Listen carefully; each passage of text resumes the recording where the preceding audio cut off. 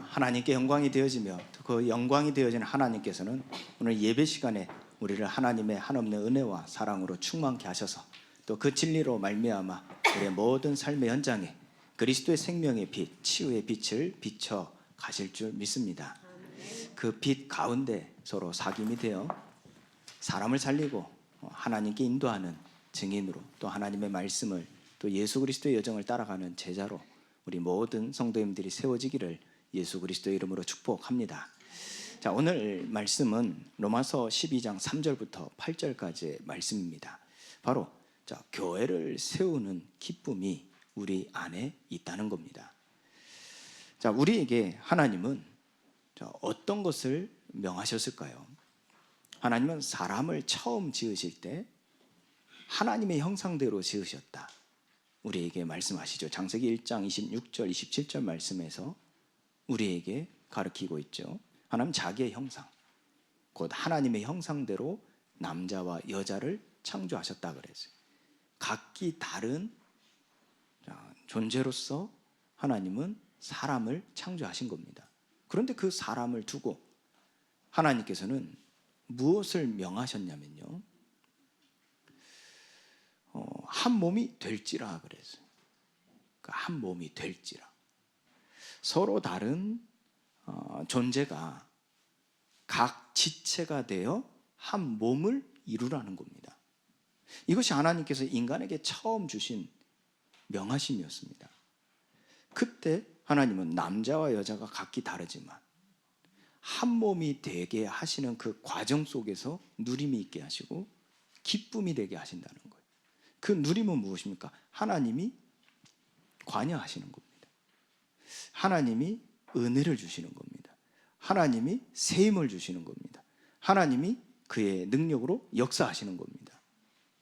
그 관여하심 속에서 우리를 누리게 하시죠. 즐겁게 하시고 그 한 몸이 되어져 가는 그 과정이 하나님께 기쁨과 영광이 되게 하시는 겁니다. 이로써 하나님은 우리 마음에 하나 되어지는 그 과정 속에서 기쁨이 되게 하시는 것이죠.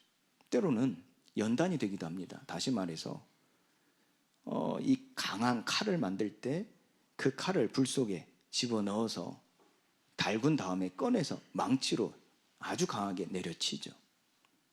그때 그 칼은 어떻게 되어집니까? 강하게 되어집니다. 어떠한 단련되지 않은 칼과 연단받지 않은 칼과 부딪혔을 때 그 연단받지 않은 칼을 능히 이기게 하는 것이죠.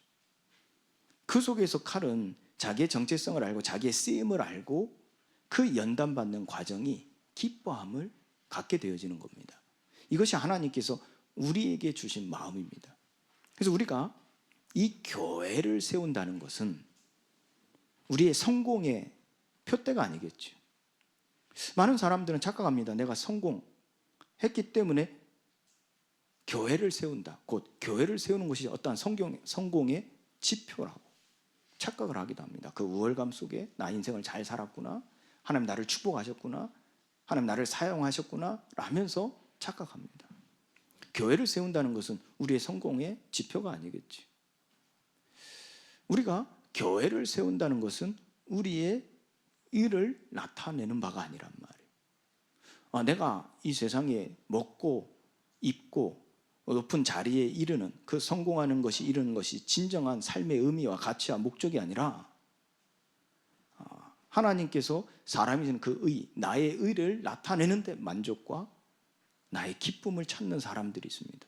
그래서 교회를 세우는 것이 곧 나의 의가 나타나고 자리 잡아 많은 후손들에게 남겨지는데 만족과 기쁨을 누리는 사람들이 있습니다. 그래서 교회를 세우는 것에 대한 큰 자부심, 이 자긍심을 갖고, 자존심을 갖고 있습니다. 그런데 하나님은 교회를 세우는 것은요, 자기의 의를 나타내기 위함이 아니라 그래서, 바꾸어 얘기하면 하나님 그 의를 꺾어버리시는 겁니다. 그래서 그 교회가 어느 날 내 생각대로, 내 뜻대로, 내가 믿은 대로, 내가 원하는 대로 되어지지 않은 모습으로 교회가 가면 낙심하고 좌절하고, 그 속에서 힘써 교회를 다시 일으켜 세우려고 노력하는데 안 되어지면 교회를 떠나버립니다. 자기 의가 꺾여버리는 거죠. 그래서 하나님은 시험하시는 거예요. 지금까지 이루는 모든 공적을 불로 시험하셔서 무엇이 남냐 하는 겁니다. 자기의 의입니까? 아니면 교회입니까? 하나님의 의입니까? 이처럼 많은 사람들은 착각합니다. 그래서 하나님은 우리에게 알게 하시는 바가 무엇입니까? 교회를 세우는 그 기쁨이 무엇인지를 알게 하시는데, 그것이 바로 한 몸을 이루게 하신다는 겁니다. 그 이루어가는 그 과정 속에서 수많은 연단이 있습니다. 그 연단 속에서 하나님은 우리를 구속하시며 우리 안에 개입하셔서 하나님의 의를 나타내시고 그 의 속에 우리를 들어오게 하시는 거죠. 그 속에 하나님 우리의 기쁨이 되게 하시는 것이고, 우리 또한 그 기쁨에 참여함으로써 기쁨이 되어지는 겁니다. 자, 이 배경이 무엇입니까? 지난주에 로마서 1장부터 11장까지의 결론을 내렸어요. 지금까지 쭉 바울이 이 서신을 통하여 저들에게 전달한 그 메시지 속에서의 결론으로 들어가는 전환점이 되어진 단어가 있었죠. 바로 그러므로였어요.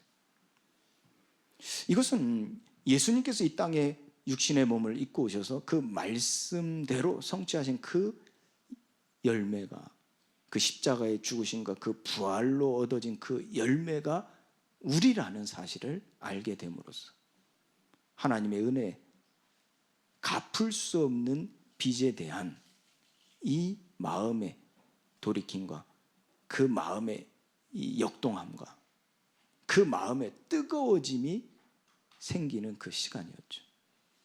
그래서 그 은혜를 생각할 때마다, 곧 예수님을 기억할 때마다 그 갚을 수 없는 은혜에 완전히 몰입되어진 것이죠. 그래서 어떻게 하면 그 은혜를 갚을 수 있을까가 아닙니다. 무엇으로 갚을 수 있습니까? 내가 평생 일구는 그 업적을, 그 돈을 다 하나님 앞에 드린다고 그걸 갚을 수 있겠습니까? 내가 헌금 많이 해서 교회당을 세운다고 해서 그 은혜를 갚을 수 있겠습니까? 그 갚을 수 없는 그 은혜에 대하여 갚는다는 것이 아니겠죠. 그 은혜에 대한 하나님의 앞에 나온 나의 반응입니다.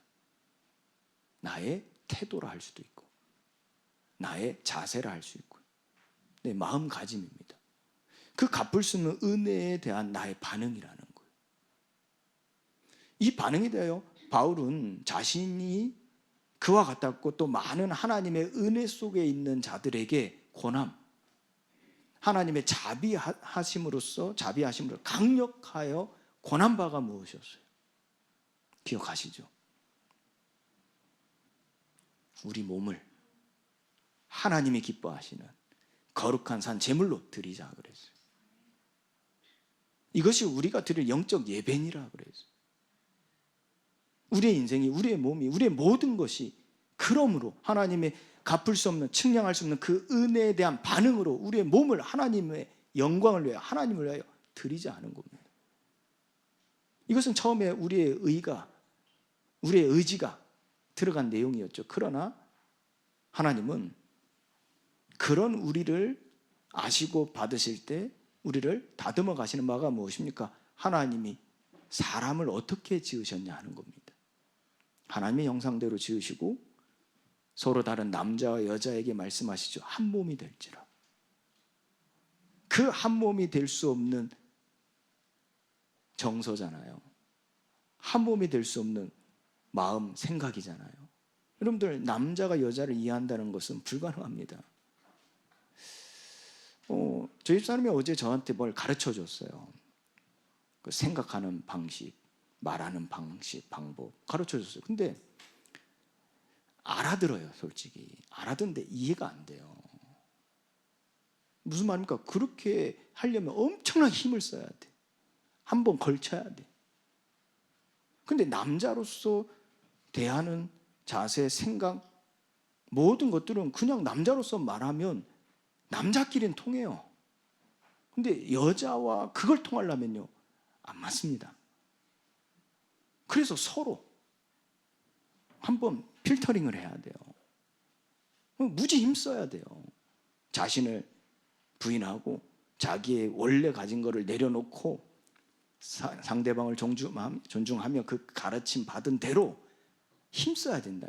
어느 정도까지? 이게 내 것이 될 만큼. 저 사람의 성향이구나, 성품이구나, 저 사람의 가지고 있는 생활 방식, 사고 방식이구나, 이게 속일 만큼. 죽어도 안 바뀝니다.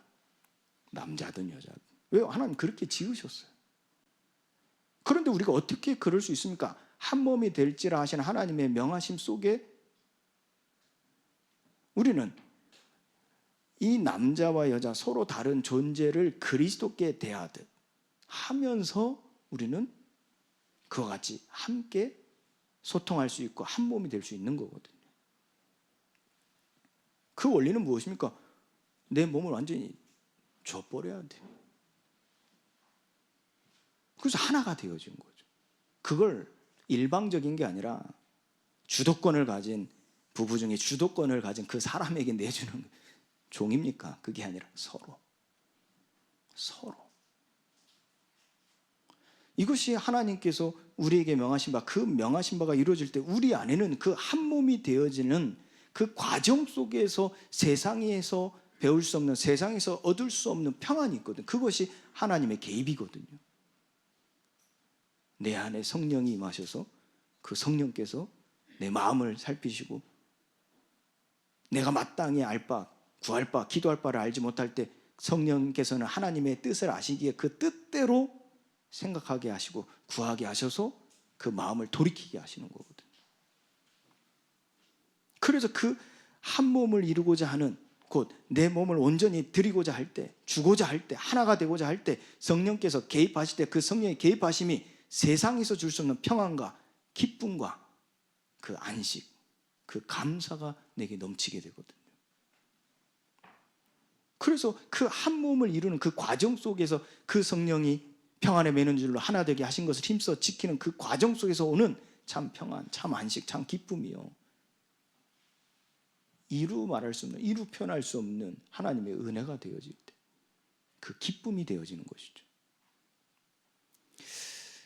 우리의 삶에서 마찬가지입니다. 하나님은 이제 우리가 남자와 여자 한 가정을 이루어 남편과 아내, 부부로서의 개념이 아니라 넓히셨어요. 확장시키셨어요. 어떻게 해요? 교회로요.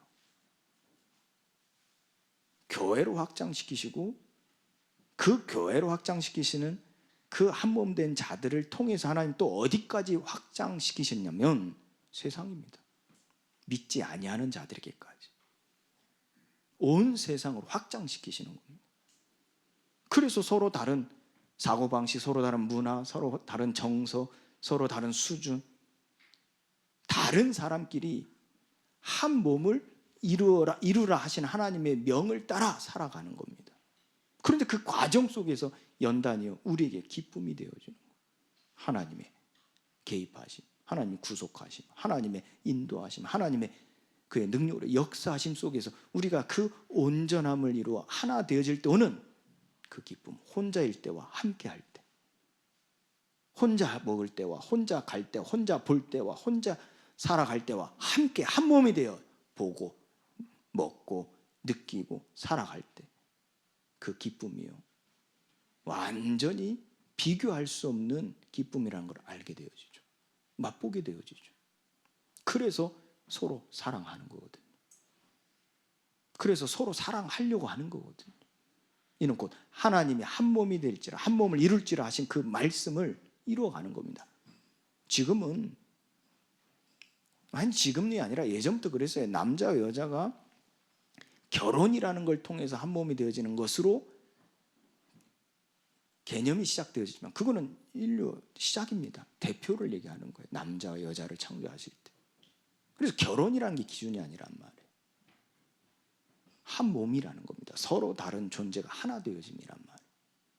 그래서 모든 가정과 가정이 한 몸이 되어 민족을 이루고, 민족과 민족이 한 몸을 이루어 나라를 이루고, 나라와 나라를 이루어 하나님이 만드신 한 몸을 이루는 겁니다.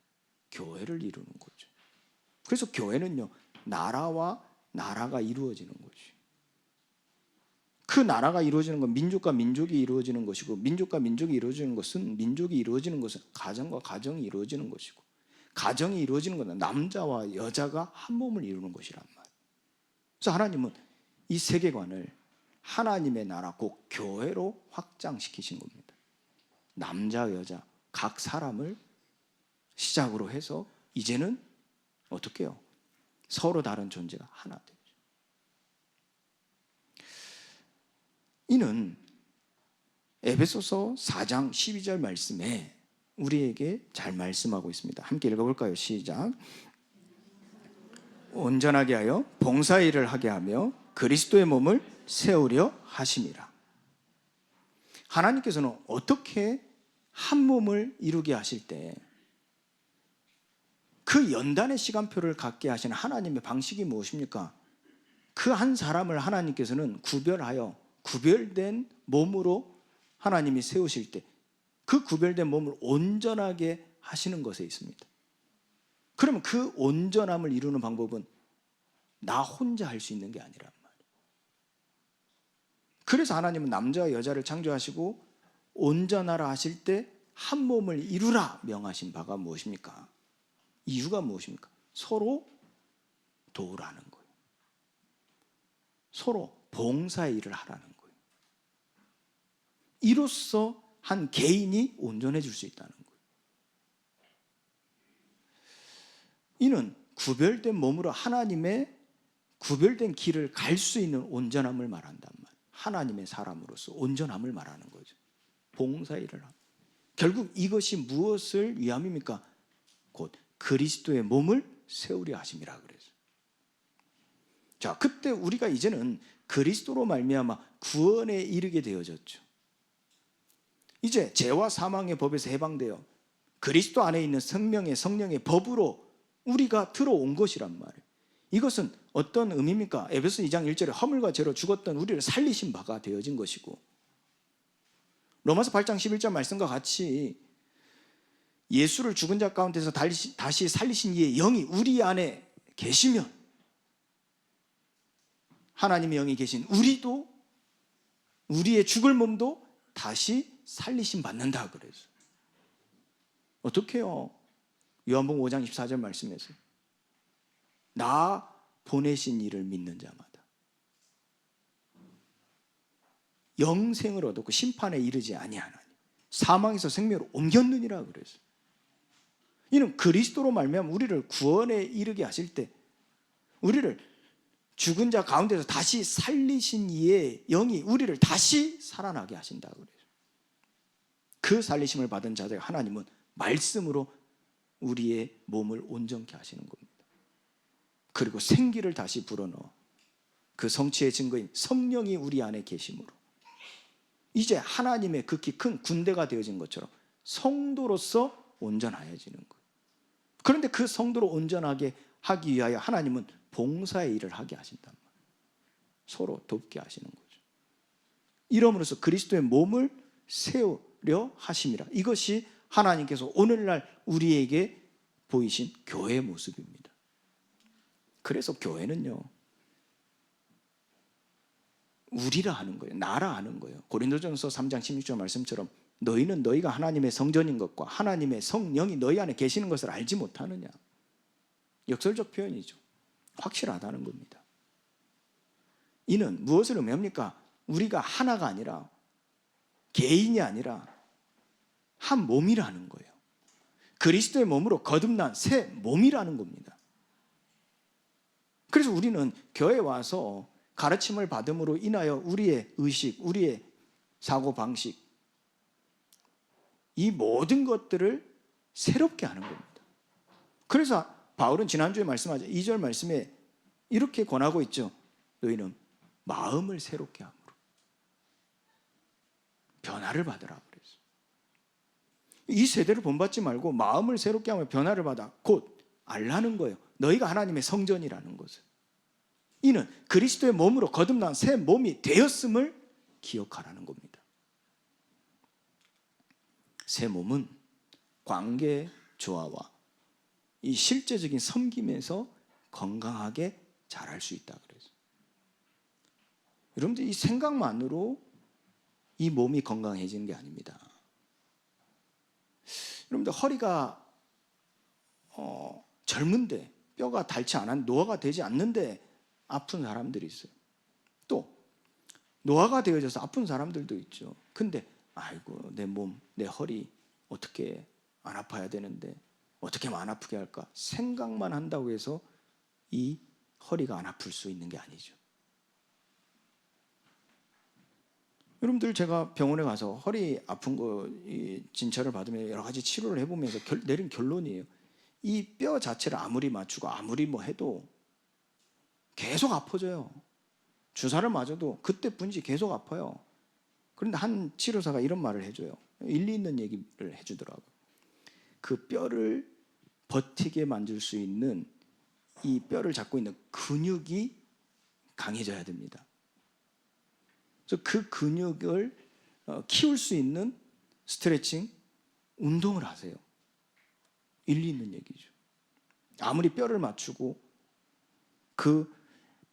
이 디스크에 아무리 약물을 넣고 아무리 쇠를 박는다 할지라도 그 뼈를 지탱할 수 있는 근육이 약해버리면 그 뼈가 설 수가 없다니까요.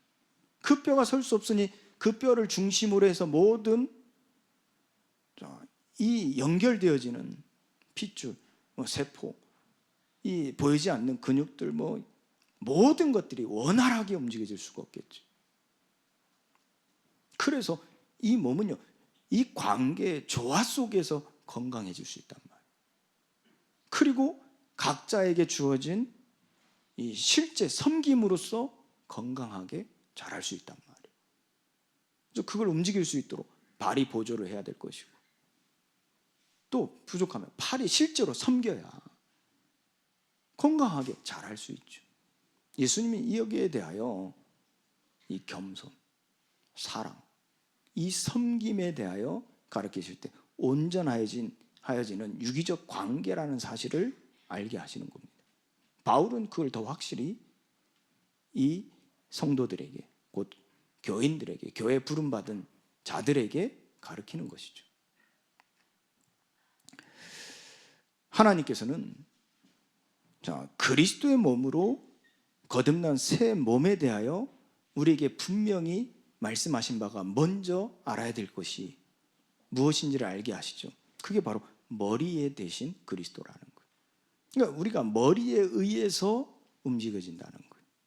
머리에 의해서 살아간다는 것이고, 머리에 의해서 살아진다는 것이고, 살 수 있다는 겁니다. 그래서 머리에 분량이 있죠.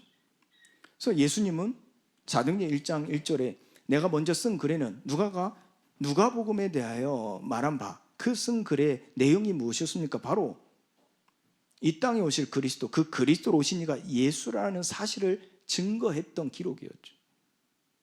어떻게 우리를 구원하실 구원자이신 그리스도가 우리에게 어떤 역할을 하셨냐 하는 것입니다.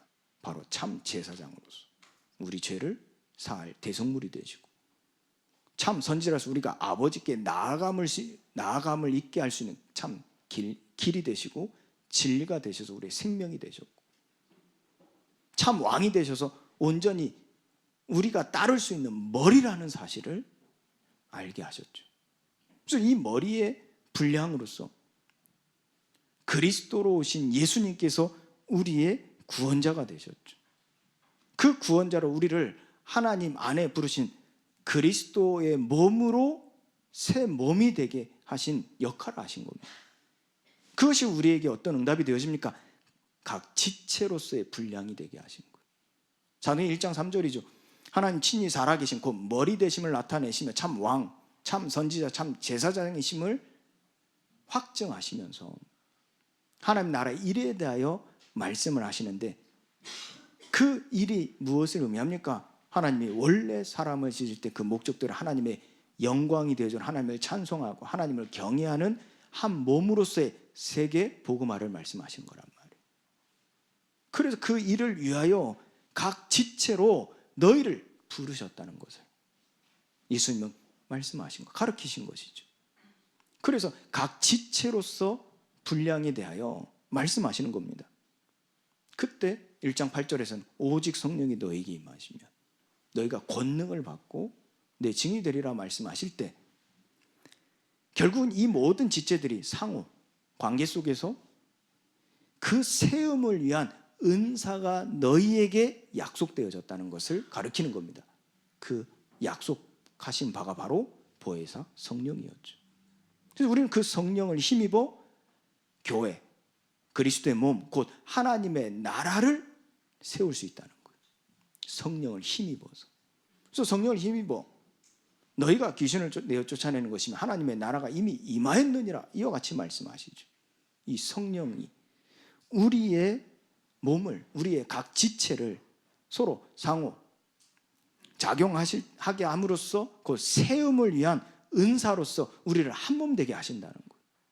그래서 그들이 하나님 앞에 늘 간구하고 기도했던 바가 무엇이었습니까? 바로 우리에게 약속하신 그 성령이 내게 임하실 때 그 성령을 내가 믿고 영접하는 것이었어요. 주로 받는 것이었습니다. 주로 받는 것. 그래서 너희가 예수를 주로 받았으니 그의 몸을 세우라는 겁니다. 그의 몸을 세우라.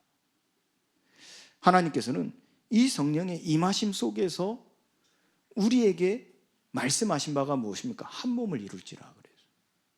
그래서 우리는 그 성령으로 말미암아 한 몸을 이루는 유기적 관계로 재창조되어졌다는 겁니다.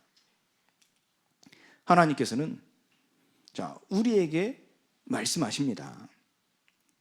새 몸은요, 이 겸손과 사랑과 섬김으로써 이 관계 속에서 조화를 이루고 실제적인 섬김을 통해서 건강하게 자라게 하신다 그랬어요.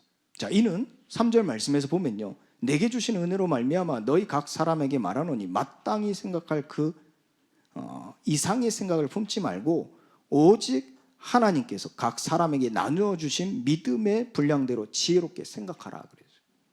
무슨 말입니까? 우리가 기초가 되어지는 비밀입니다. 힘이라고 할 수도 있고요, 내적인 능력이라 할 수 있습니다. 그게 바로 겸손과 온전한 생각, 온전한 정신이라 할 수 있습니다. 그건 뭘 얘기하냐면요, 우리에게 실천적 적용이라고 말하는데 그게 바로 겸손입니다. 그 겸손에 대하여 바울은 이렇게 말하고 있죠. 마땅히 생각할 그 이상의 생각을 품지 말라. 머리가 되지 말라는 거예요. 겸손한 건 우리가 한없이 낮아진다는 것을 말하는 게 아니다. 머리가 되지 말라는 거예요. 그래서 우리에게 주신 믿음의 분량대로 그 이상의 생각을 품지 말라는 겁니다. 그게 로마서 8장 27절 말씀입니다. 같이 읽어볼까요? 시작. 마음을 살피시는 이가 성령의 생각을 아시나니 이는 성령이 하나님의 뜻대로 성도를 위하여 간구하심이라. 결국 우리의 생각이 어디에 있어야 되겠습니까? 하나님의 뜻에 있어야 된다는 얘기. 우리가 하나님의 뜻을 넘어선 그 이상의 생각을 품지 말라는 거예요. 그것은 무엇을 의미합니까? 우리가 말씀에서 벗어난 삶이 돼서는 안 되는 거예요. 우리가 오늘도 이 예배를 하나님께 영광을 돌리고 하나님을 찬송하고 하나님 찬미하고 하나님 경외하는 마음을 가지는 그 예배로 하나님을 바라보면 됐지, 왜 굳이 설교자를 세워서 설교 말씀을 듣습니까? 여러분들, 그게 필요 없다 해서 많은 예배가, 설교가 없어지는 예배들이 많이 늘어나고 있잖아요. 그 대표적인 어디서 시작되어집니까?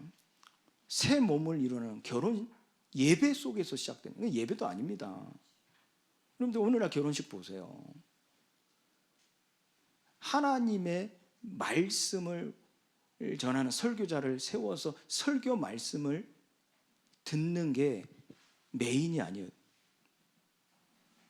그 말 바꾸어 얘기하면요, 우리가 우리의 시작을요, 우리의 생각, 하나님의 뜻을 넘어서 하나님의 말씀을 넘어선 그 이상의 생각을 가지고 살겠다는 거거든요.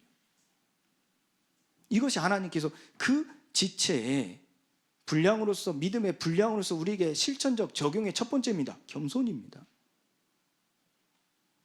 마땅히 생각할 그 이상의 생각을 품지 말라는 겁니다. 이는 역설적 표현이죠. 하나님의 뜻대로 우리는 살아가야 된다는 얘기. 그게 지체로서의 분량이라 그래서. 머리를 놔두고 이 손이 내 마음대로 해. 가고 싶은데, 하고 싶은데. 그러다가 여러분들 어떻게 해요? 이 손이 머리를 넘어서요. 이 손이 하고 싶은 대로 해보세요. 지나가는 사람 붙잡고 막 잡고 막 멱살 잡고 때리고, 지나가는 사람 붙잡고 막 치마를 들춰내고 막 몸을 만지고 그래 보세요. 당장 어떻게 됩니까? 잡혀가요. 법의 심판을 받는다니까요. 그 말을 바꾸기가 멸망에 이른다니까요.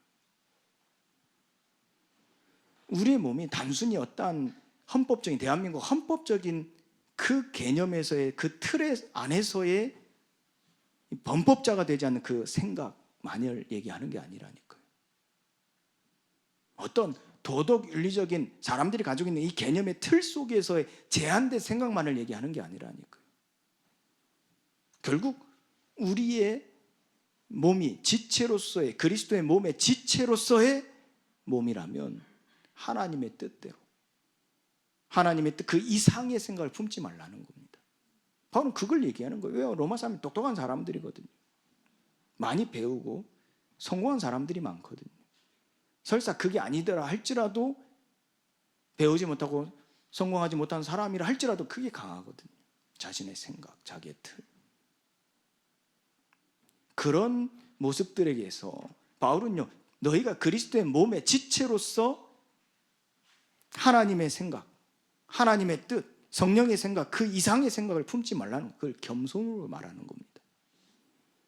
그러면서 빌립보서 2장 8절 말씀에 이와 같이 말씀하죠. 같이 읽어볼까요? 시작. 사람의 모양으로 나타나사 자기를 낮추시고 죽기까지 복종하셨으니 곧 십자가에 죽으심이라. 여러분들 겟세마네 동산에 예수님 기도하실 때 기억하시죠? 예수님께서 하나님께서 예수님을 보내실 때는 독생자를 보내서, 하나님 세상을 이처럼 사랑하심으로 독생자를 보내사 이는 저를 믿는 자마다 멸망치 않고 영생에 이르게 하려 하심이라 그래서, 이는 마가음 10장 40절에 인자가 온 것은 섬김을 받으려 함이 아니라 도리어 섬기려 하나니 많은 죄인들을 위하여, 많은 사람들을 위하여, 그 죄를 위하여 대속물이 되려 하심이라 그래서, 여기에 대해 그 십자가의 고난에 인간으로서의 육신의 몸으로 입고 오신 예수님의 마음, 그 생각에는요 두려움이 있죠. 죽음에 대한 두려움. 그 십자가를 질 때 인간의 그 연약함으로 신경이라는 게 있으면 누르면 아프잖아요. 그 아픔을 이미 경험해 본 예수님의 몸은 그 고통을 밀어내고자 하는 생각, 마음을 자연스럽게 당연하게 갖게 되어지지 않습니까?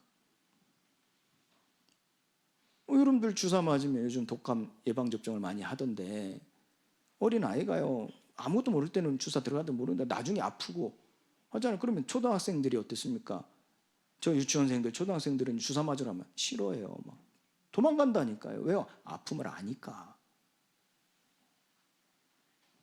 육신의 고통을 예수님도 아신 겁니다. 이미 경험하신 겁니다. 그러니 어때요? 하나님의 뜻대로 내가 부름받아 이 땅에 왔지만 가능하시다면 내 원하는 바는 이 잔을 내게서 돌려주옵소서. 그런데 그 기도가 어떻게 변화했습니까? 그 마땅히 생각할 이상의 생각을 품지 않은 거죠. 예수님이요. 돌이킨 겁니다. 하나님께 완전히 들어간 겁니다. 그때 두 번째 기도요. 보세요. 이 하나님의 그 일이 반드시 이루어질 것을 내가 믿기 때문에, 이루어질 것이기 때문에 이제 내가 원하는 것은 내 뜻대로가 아니라 내가 원하는 것. 두 번째 기도는 내 뜻대로는 하지 마시고 아버지 원대로 하옵소서 하는 기도가, 이제는 내가 원하는 것은 내가 주의 뜻대로 되기를 원하나이다. 이 겸손이거든요. 마땅히 생각할 그 이상의 생각을 품지 않을 때 일어나는 자연적인 마음과 생각입니다. 겸손이거든요. 곧 아버지 뜻대로. 그래서 하나님께서는요 우리에게 두 번째 실천 적용에 대해 말씀하시는 게 온전한 생각이라 그래요. 마음과 생각, 그게 온전한 정신을 말한단 말이에요. 나누어 주신 믿음의 분량대로 지혜롭게 생각하라. 오직 하나님께서 각 사람에게 나누어 주신 믿음의 분량대로 지혜롭게 생각하라. 믿음의 분량은요, 자랑의 근거가 되는 나의 신념, 그게 아니겠지요. 나의 의가 아니란 말이에요. 오히려 하나님께서 주권적인 하나님의 절대적인 뜻, 그 뜻을 위하여 하나님 각 지체에게 주신 할당된 은혜라는 겁니다. 하나님께서는 그 은혜의 분량, 그리스도의 몸을 우리는 그 지체가 되어져서 그 은혜 은사대로 하나님 우리에게 주어진 그 은혜의 선물, 특별한 능력을 가지고 우리의 역할을, 우리의 사명을 감당하는 것이겠지.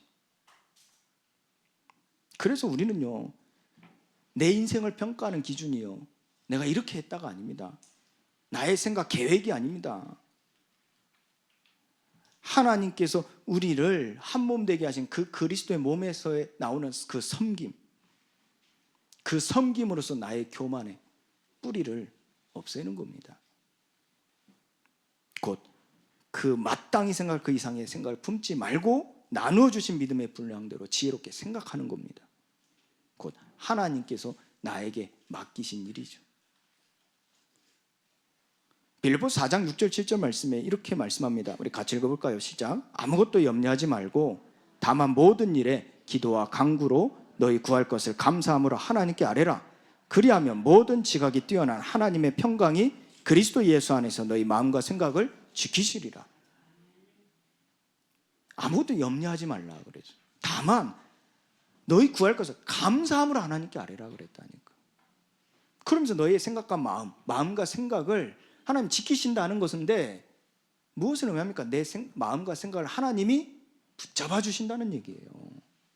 주관하신다는 얘기예요. 내가 틀린 마음, 잘못된 생각을 가지고 있다면 하나님이 돌이키게 하신다는 거예요. 바꾸어 주신다는 겁니다. 이로써 하나님의 뜻대로 나의 마음과 생각이 변화되어질 때 내가 사는 것은 그의 은혜 주신 대로 내가 그의 뜻을 이루기 위한 삶이구나를 깨닫고 생각하게 되어지고 그의 뜻을 실제적으로 섬김, 곧 행함으로써 온전하여지는 거예요. 여기서 중요한 관계는 무엇입니까? 대상이 무엇입니까? 하나님이 한 몸을 이룰지라 하는 다른 존재라니까. 근데 우리는 우리도 모르게 편한 대로, 나하고 맞는 대로 말이 통하는 사람들과 살아가기를 원해요. 왜요? 그래야 안정되거든. 그래야 편하거든요. 내 마음대로 할 수 있거든요. 그러나 하나님은 우리에게 말씀하신 바가 무엇입니까? 서로 다른 존재들이 한 몸을 이룰지라 그랬어요. 이로써 우리는 무엇을 알게 되어집니까? 하나님의 살아계신 것과 친히 살아계심을 나타내신과 하나님의 은혜, 그 은혜로 주시는 그 은사들을 알게 되고 그걸 가지고 성령이 개입하시고 인도하시고 역사하심을 경험하게 되어진다는 거예요. 이로써 우리는 세상이 줄 수 없는, 믿지 아니하는 들이 말하는, 강조하는 그것이 아닌 세상에서 줄 수 없는 평안을 얻게 되어지고 그 평안함이 서로 사랑하여 하게 되어 한 몸을 이루게 되어 하나님의 온전한 몸을 이루게 하시는 거예요. 이게 시작되어져서 어떻게 해요? 이제 우리가 가정이 하나 되어지고 민족이 하나 되고 나라가 하나 되고 어디까지? 온 세상이 한 몸을 이루는 데까지. 무엇을 말합니까? 하나님의 나라. 그걸 얘기하는 겁니다. 성경도 그걸 얘기하는 겁니다. 하나님의 나라. 이걸 우리는 이런 단어를 쓰죠. 세계 성경, 세계 복음화. 이런 단어를 쓰죠. 그 원론적 단어는 무엇입니까? 하나님의 나라란 말이에요. 하나님의 나라. 그 나라를 오늘날 이 시대의 성취는 구약시대 때부터 역사를 보면 가정이었죠. 가문이었죠. 민족이었죠. 다윗을 통한 나라였죠. 지금은 어떻게 이루어졌습니까? 그리스도로 오신 이후에 그리스도의 몸을 상징하는 교회라 말하는 거예요. 그래서 온 세상에 하나님은 교회를 세우시게 하는 거예요. 이로써 하나님을 기쁘시게 하시고 그 기쁨에 우리를 참여하게 하심으로써 함께 그 기쁨이 되어지는 것이고 그 기쁨 속에서 하나님은 하나님 다시 오실 때, 재림하실 때 우리를 거룩하고 흠이 없는 그 상태로 보존하게 하셔서 그 부활에 이르게 하셔서 그 기쁨에 참여하는 가치 있는 인생이 되게 하시고 그 교회를 세움으로써 온전한 인생 작품이 되게 하시는 거예요. 하나님 이처럼 우리의 가장 기초가 되어지는 부분입니다. 겸손입니다. 겸손. 그 겸손에 대한 이해를 오늘 3절 말씀을 통해서 바르게 갖기를 예수 그리스도로 축원드립니다. 또한 4절 5절 말씀이죠. 우리가 한 몸에 많은 지체를 가졌으나 모든 지체가 같은 기능을 가진 것이 아니니 이와 같이 우리 많은 사람이 그리스도 안에서 한 몸이 되어 서로 지체가 되었느니라. 곧 서로 연결되어진 유기체적인 존재, 곧 실체를 하는 거예요. 그리스도의 몸으로서의 교회, 영적 공동체를 말한단 말이에요. 교회를 설명하는 핵심적 개념이 무엇입니까? 그게 바로 통일성과 다양성이거든요. 통일성이란 말은 오늘 바울이 얘기하는 그리스도 안에서 우리가 한 몸이라 그랬어요. 이게 통일성이죠. 그리스도 안에서 한 몸이라. 그리고 다양성은 무엇입니까? 모든 지체가 같은 기능을 가진 것이 아니다는 거예요. 그래서 서로 같을 수가 없다는 겁니다. 여기다가 고린도전서 12장 12절부터 27절 말씀입니다. 한번 찾아서 보시기 바랍니다. 몸은 하나인데 많은 지체가 있고 몸은 지체가 많으나 한 몸인 것 같이 그리스도도 그러하니라. 우리가 유대인이나 헬라이나 종이나 자유인이나 다 한 성령으로 세례를 받아 한 몸이 되었고 또 다 한 성령을 마시게 하셨느니라. 몸은 한 지체뿐만 아니요 여럿이니 만일 발이 이르되 나는 손이 아니니 몸에 붙지 아니하였다 할지라도 이로써 몸에 붙지 아니한 것이 아니요 또 귀가 이르되 나는 눈이 아니니 몸에 붙지 아니하였다 할지라도 이로써 몸에 붙지 아니한 것이 아니니 만일 온몸이 눈이면 듣는 곳은 어디며 온몸이 듣는 곳이면 냄새 맡는 곳은 어디냐. 그러나 이제 하나님이 그 원하시는 대로 지체를 각각 몸에 두셨으니 만일 다 한 지체뿐이면 몸은 어디냐. 이제 지체는 많으나 몸은 하나라. 눈이 손더러 내가 너를 쓸 데가 없다거나 또한 머리가 발더러 내가 너를 쓸 데가 없다 하지 못하리라. 그뿐 아니라 더 약하게 보이는 몸의 지체가 도리어 요긴하고 우리의 몸에 덜 귀히 여기는 그것들을 더욱 귀한 것들로 입혀주며 우리의 아름답지 못한 지체는 더욱 아름다운 것을 얻느니라. 그런즉 우리 아름다운 지체는 그럴 필요가 없느니라.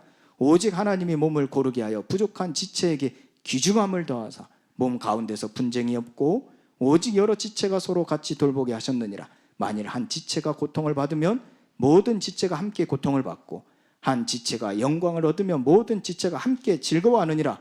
너희는 그리스도의 몸이요 지체의 각 부분이라. 하나님께서 이 바울을 통하여 우리에게 말씀하지 않습니까? 이 교회에 대하여 통일성과 다양성. 이 몸은요 상호 의존성, 곧 서로 지체가 되어짐을 강조하고 있습니다. 어떤 지체도요 다른 지체 없이는 온전할 수 없다는 얘기고, 하나님께서는 그 연약하고 부족하다 할지라도 그 지체를 통해서 하나님 더욱 귀히 그 몸을 여기게 하신다는 거예요. 그래서 우리는 이 교회가 하나님의 몸, 언약 공동체임을 재확인해야 돼요. 그래서 우리는 우리의 지체로서의 사명을 감당해야 될 줄 믿습니다. 우리가 창세기 3장, 6장, 11장 그 흐름이라고 말하는 나의 욕심, 육체의 욕심을 말하죠. 나의 만족, 나의 마음에 합한, 내 마음에 합한 것들. 그 창세기 11장에 말하는 나의 성공, 이 세상에서 말하는 성공을 말하는 거겠죠. 그 흐름에서 빨리 벗어나야 돼요. 우리가 그리스도의 몸이 되어졌다, 교회를 이뤘다 하는 것은요, 우리 예전에는 그 흐름 속에 있었단 말이에요. 죄인된 그 흐름들, 하나님과 멀어지고 언약에 대해 외인이었던 그 흐름입니다. 나의 욕심, 나의 만족, 나의 성공을 위하여 모든 세계가 있는 겁니다. 모든 사람들이 있는 겁니다. 그러니까 저 캄보디아에서 일어난 사건처럼요, 나의 욕심을 위하여, 나의 만족을 위하여, 나의 성공을 위하여 사람 몸을 매매하잖아요. 장기를 매매하고. 얼마나 악한 짓입니까? 질서가 없는 거죠. 법도 없다니까요. 법도. 질서가 없는 거죠. 하나님은요, 우리에게 빨리 이 속에서 벗어나라는 거예요. 이게 이 세대를 본받지 말라 하는 말과 같습니다. 빨리 벗어나라는 거예요. 이걸 벗어나지 못하면 결국 일어난 일이 무엇입니까? 죽임과 죽음입니다. 오늘날 이 시대 사회를 보면서 알 수 있습니다. 이번에 캄보디아 나라에서 일어난 사건을 통해서도 우리가 확인하죠. 죽임과 죽음입니다. 이게요, 성경적으로 확인해 보면요, 창세기 4장 6절 7절 말씀입니다. 같이 읽어볼까요? 여호와께서 가인에게 이르시되 네가 분하여 하면 어찌 됨이며 안색이 변하면 어찌 됨이냐? 네가 선을 행하면 어찌 낯을 들지 못하겠느냐? 선을 행하지 아니하면 죄가 문에 엎드려 있는 죄가 너를 원하나 너는 죄를 다스릴지니라. 하나님께서는 이 아담 그 가정에 온 가족들 어떻게 한 몸이 되라 그랬어요. 그 한 몸 속에서 겸손하라 그랬어요. 근데 그 겸손을 잃어버리니까 그 생각, 이상의 생각을 품게 되니까 어떻게 됐어요? 이 가인이요, 분하여 한 겁니다. 안색이 변한 겁니다. 그걸 어찌 됨이냐 그래서 네가 선을 행하면 또 어찌 낯을 들지 못하겠냐? 왜 범죄하겠냐 하는 거예요. 이미 가인은 무엇에 사로잡혀 있죠?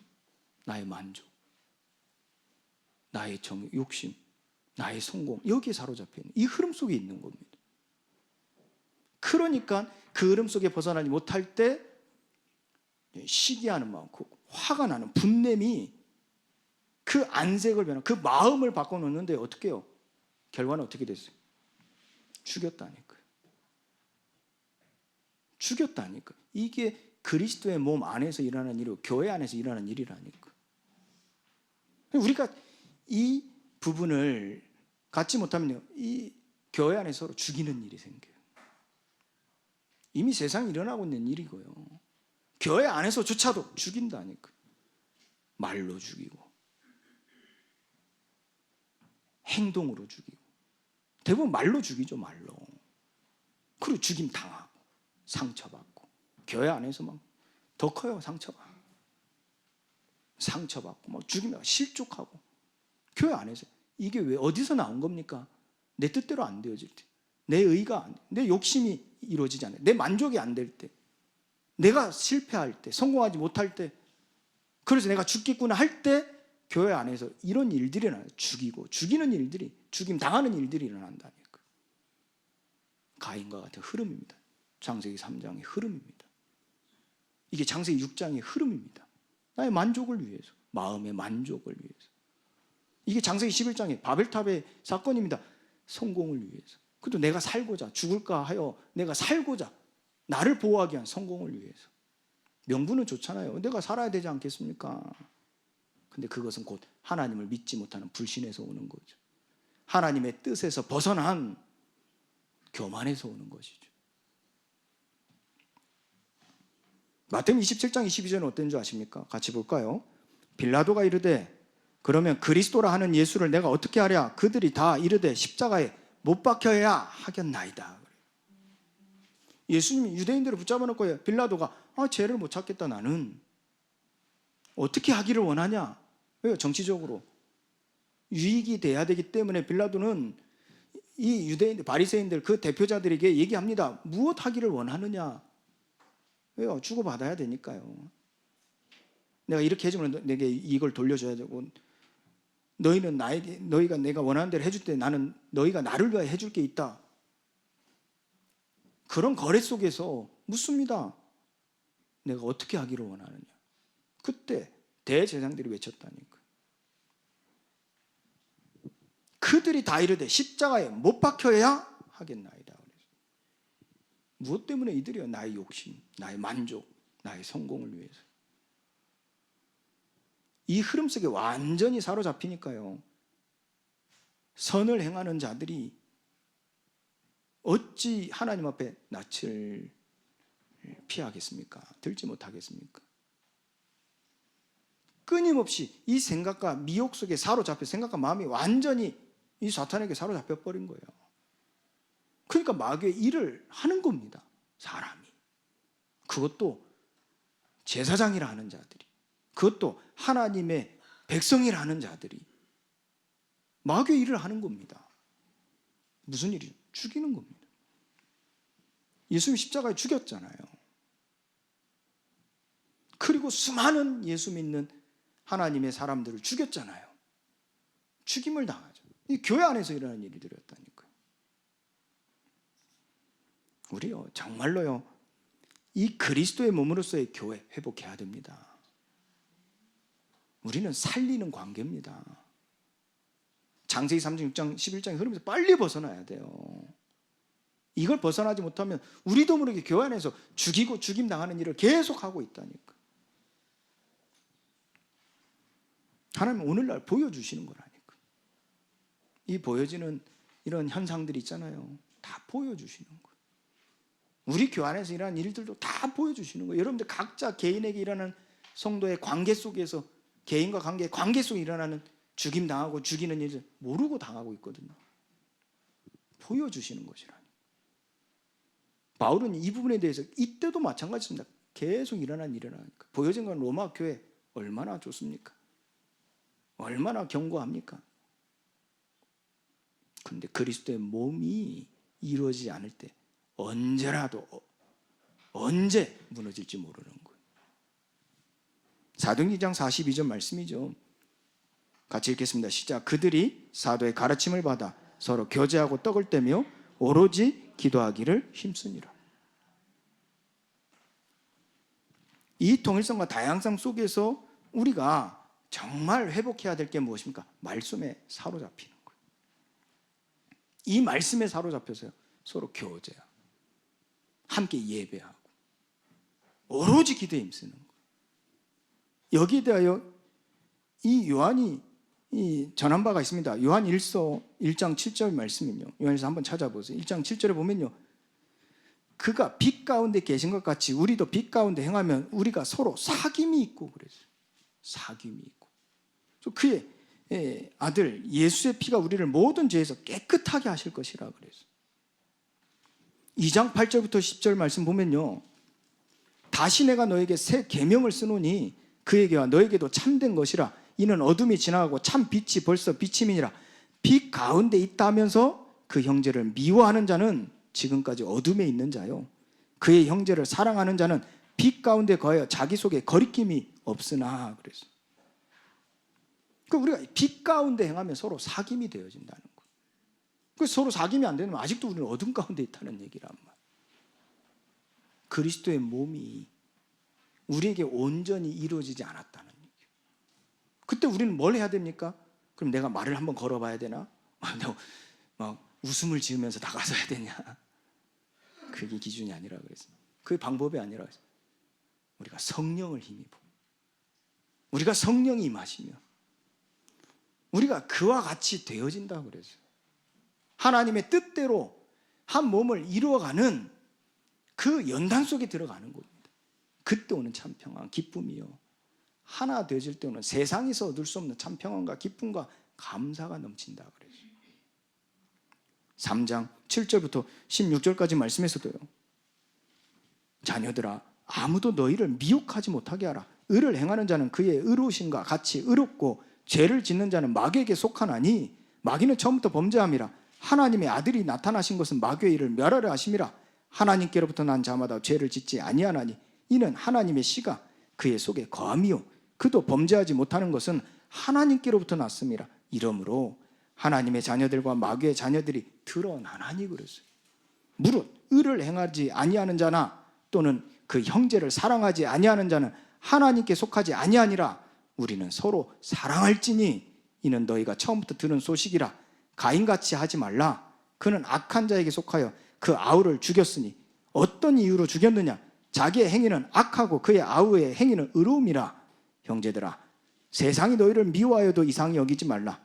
우리는 형제를 사랑함으로 사망에서 옮겨 생명으로 들어간 줄을 알거니와 사랑하지 아니하는 자는 사망에 머물러 있느니라. 그 형제를 미워하는 자마다 살인하는 자니 살인하는 자마다 영생이 그 속에 거하지 아니하는 것을 너희가 아는 바라. 그가 우리를 위하여 목숨을 버리셨으니 우리가 이로써 사랑을 알고 우리도 형제들을 위하여 목숨을 버리는 것이 마땅하니라. 우리가 이 그리스도의 사랑이 우리에게 임할 때요, 그리스도께 속한 자로 한 몸이 되어진 은혜가 얼마나 큽니까? 이걸 두고 하나님은 우리에게 한 몸을 이룰지라 그랬어요. 그의 사랑이 우리 안에 있다면요, 우리가 다 한 몸으로서 서로 사랑할지니. 우리가 만약 서로 사랑하지 아니한다면, 서로 미워한다면 우리가 아직도 죄 가운데, 어둠 가운데 있는 것이라. 우리가 서로 사랑하는 것이 그리스도로 말미암아 그 사랑을 우리에게 보이셨으니, 그의 영광을 보이셨으니 우리가 서로 사랑하는 것이 마땅하니라 그래서. 이게 4장 7절부터 11절에 결론 내리지 않습니까? 사랑하는 자들아, 우리가 서로 사랑하자. 사랑은 하나님께 속한 것이니 사랑하는 자마다 하나님으로부터 나서 하나님을 알고, 사랑하지 아니하는 자는 하나님을 알지 못하나니 이는 하나님은 사랑이심이라. 하나님의 사랑이 우리에게 이렇게 나타난 바 되었으니 하나님이 자기의 독생자를 세상에 보내심은 그로 말미암아 우리를 살리려 하심이라. 사랑은 여기 있으니 우리가 하나님을 사랑한 것이 아니요 하나님이 우리를 사랑하사 우리 죄를 속하기 위하여 화목 제물로 그 아들을 보내셨습니다. 사랑하는 자들아, 하나님이 이같이 우리를 사랑하셨은즉 우리도 서로 사랑하는 것이 마땅하도다. 아멘. 자, 우리가 다시 본론 돌아와서 이 6절부터 8절까지 말씀이죠. 우리에게 주신 은혜대로 받은 은사가 각각 다르니 혹 예언이면 믿음의 분수대로, 혹 섬기는 일이면 섬기는 일로, 혹 가르치는 자면 가르치는 일로, 혹 위로하는 자면 위로하는 일로, 구제하는 자는 성실함으로, 다스리는 자는 부지런함으로, 긍휼을 베푸는 자는 즐거움으로 할 것이니라. 우리가 이 사랑, 겸손, 사랑, 그리고 섬김입니다. 실제적인 섬김입니다. 그래서 우리는 이 말씀에 사로잡혀서요, 그리스도의 몸이라는 이 하나님의 명을요, 강령을 우리는 붙잡고요, 순종하며 실제적인 봉사와 도움을 우리는 서로 줘야 될 줄 믿습니다. 그래서 이게 결국 성경의 진리에 가깝게 살아가는 진리의 삶을 통해서 하나님은 그리스도의 몸으로 온전하게 하신다는 얘기. 하나님이 도우신다는 얘기입니다. 그리고 하나님 우리에게 표대를 주신다는 거예요. 하나님 우리에게 가르쳐 주시고 훈련시키는 연단케 하신다는 거예요. 그래서 정금같이 하나님의 의로운 자로 그 거룩한 몸으로 하나님 재창조하시는 것입니다. 이게 우리를 거듭나며 성화하는 것이죠. 그럼 여기에 대해 우리는 그 훈련을 어떻게 해요? 그 따름을 어떻게 해요? 그 한 몸을 이룬 그 과정, 연단을 어떻게 해요? 성실함으로 받아야 되겠죠. 부지런함으로 감당해야 되겠죠. 즐거움으로 행해야 되겠죠. 이것이 하나님께서 우리에게 교회에 대한 메시지입니다. 바울은요, 이 강조한 바가요, 어떤 은사, 이게 아니었습니다. 각 사람에게 은혜로 준 특별한 능력, 그 선물이 있는데 여기에 대해 강조한 게 아니에요. 그걸 받은 우리의 태도, 우리의 자세, 곧 겸손과 사랑과 섬김에 대한 강조를 전하고 있는 바입니다. 하나님께서는 우리에게 말씀하십니다. 이 교회를 세우는 게 얼마나 기쁜 일인지, 그리고 이 교회가 우리의 몸이요, 우리의 인생이요, 우리의 정체성이라는 걸 알게 하시는 거예요. 이 결론입니다. 그래서 교회와 인생, 이게 하나라 그랬어요. 그래서 우리가 이 교회와 인생 속에 우리 작품을 남기는 겁니다.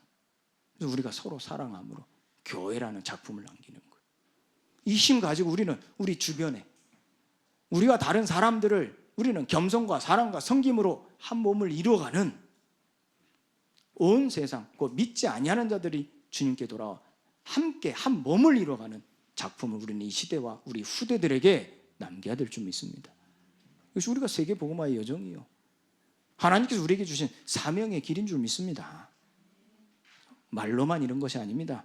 성령과 능력과 우리의 큰 확신이 되어진 줄 믿습니다. 그래서 우리 관계로서의 조화를 이루는 교회가 되기를 바랍니다. 그리고 실제적인 섬김을 통해서 건강하게 자라는 우리 교회가 되어질 줄 믿습니다. 이제 우리가 아무것도 없는 곳에서 이제 새롭게 시작한다.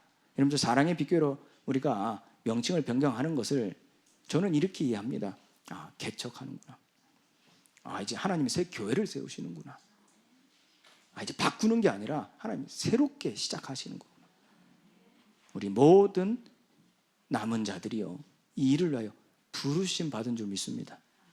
그래서 이 부르심 받은 일에 합당하게 행하여 곧 섬김, 겸손, 사랑으로 행하여 하나님의 한 몸을 이루어 세계복음화를 이루어가는 인생 작품, 교회 작품을 남기시기를 예수 그리스도 이름으로 축원드립니다.